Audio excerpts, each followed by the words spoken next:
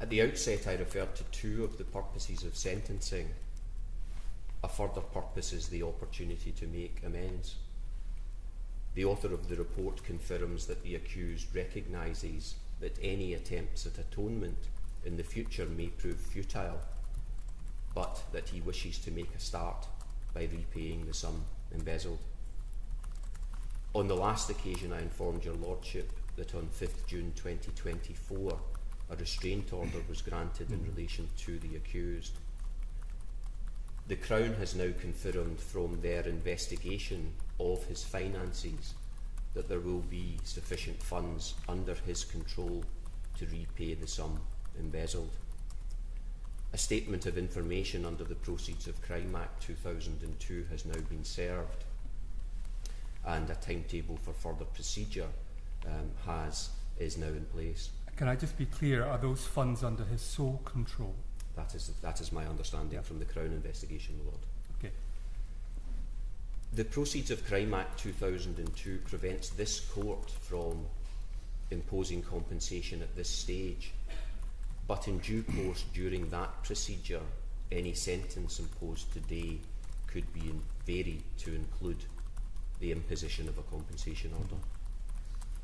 For present purposes, I invite your Lordship to the view that there will be full repayment of the sum embezzled from the restrained property, and to take account of that and the other mitigatory factors identified when selecting the appropriate headline sentence.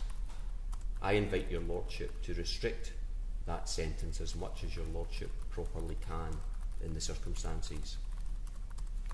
Finally, the accused pled guilty at the preliminary hearing.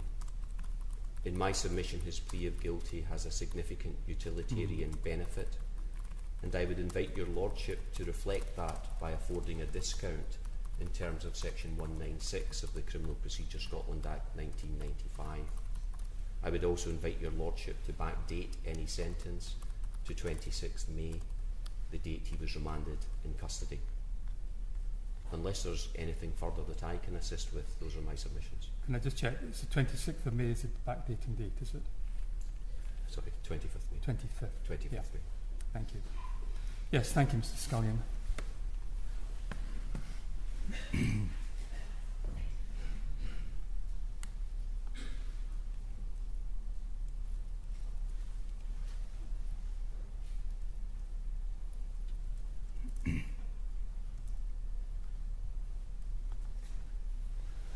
You stand up, please.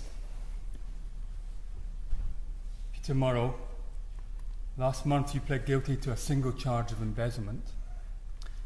You carried out a large number of fraudulent acts over a 12-year period while you were Chief Executive Officer of the Scottish National Party. In total, a sum of just over £400,000 was taken from that organisation, and your offending increased in frequency and in amount over time. As set out in the Criminal Justice Social Work report that I now have, you found yourself unable to stop this offending, and it was only the detection of the crime which brought it to an end. Your actions involved a significant breach of trust to the organisation which you led and to the individual members and donors of that organisation. Because of your position of authority, you were able to circumvent the checks and balances that existed. The manner of the embezzlement, although not particularly sophisticated, included the fabrication of invoices. You gave false information to junior members of staff to input into the accounting system. All told, this was a calculated crime of dishonesty. And let me make it clear to you, one factor in the sentence which I impose today will be to act as a deterrent to any senior officials in other large organisations who might be tempted to abuse their position in the way that you did.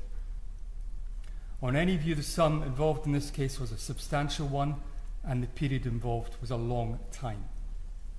Now, the author of the Criminal Justice Social Work report sought to explore with you the reasons for your offending. You identified possible factors arising from your background, working life, and personal circumstances. But in truth, it is very difficult to get a clear picture for what drove your actions. Many of the high-value items acquired by you were not even used. And for my purposes today, I think it's sufficient to say that I cannot identify any factors which caused you to offend, which might be considered to be mitigatory factors.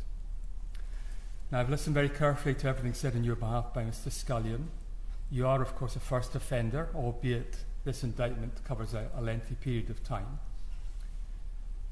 I acknowledge that you've played a role within a very successful political party in Scotland, and the public coverage of your downfall will make future employment difficult, if not impossible.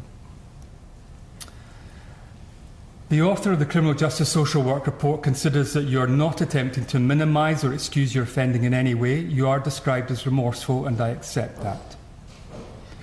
You present a minimal risk of general reoffending according to the risk assessments carried out on you. I'm also told that a full repayment of the sums embezzled can reasonably be expected from your own personal funds, and I shall proceed on that basis. Now, you pled guilty to this charge at an early stage. I'm told that in early March, shortly after this indictment was served, you gave instructions to your legal advisors to discuss a potential plea with the Crown. The precise terms of that plea were adjusted over a period of 11 weeks, and given the complexity of this case, it is understandable that the Crown and your legal advisors required time for that process to be followed through. By pleading guilty at the preliminary hearing, there is a significant benefit to the judicial system by the avoidance of a lengthy and complex criminal trial, which would have lasted many weeks, and I shall accordingly make the appropriate reduction to the headline sentence in accordance with Section 196 of the 1995 Act. Turning now to that sentence.